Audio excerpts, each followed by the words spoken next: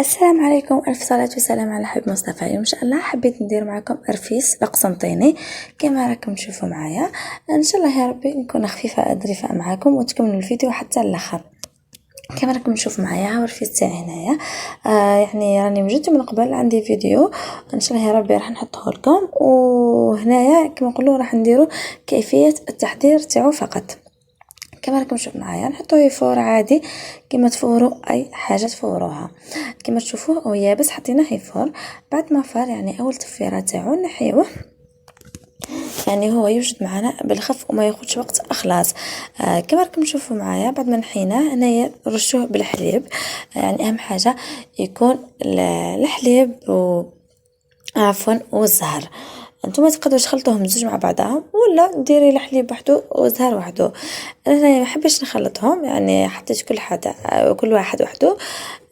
اول حاجه حطينا الحليب كما راكم تشوفوا فيه، نشمخوه وندهكوه حتى يعني يشرب الحليب، مع انه نعرفوا هو بلي يشرب الحليب بزاف. هنا عندي حوالي تقريبا يعني فوق نص كيلو تاع رفيس. كما راكم تشوفوا معايا يعني خدا قريب لتر تاع حليب.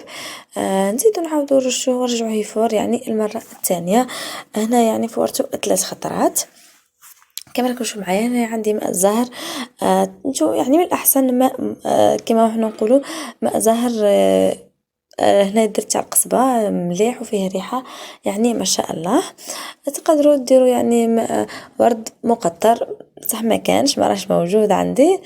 المهم هنا في التفيره الثانيه كما راكم تشوفوا معايا راني ضفت سكر احرش. هنا ضيفوا يعني على حساب الكميه.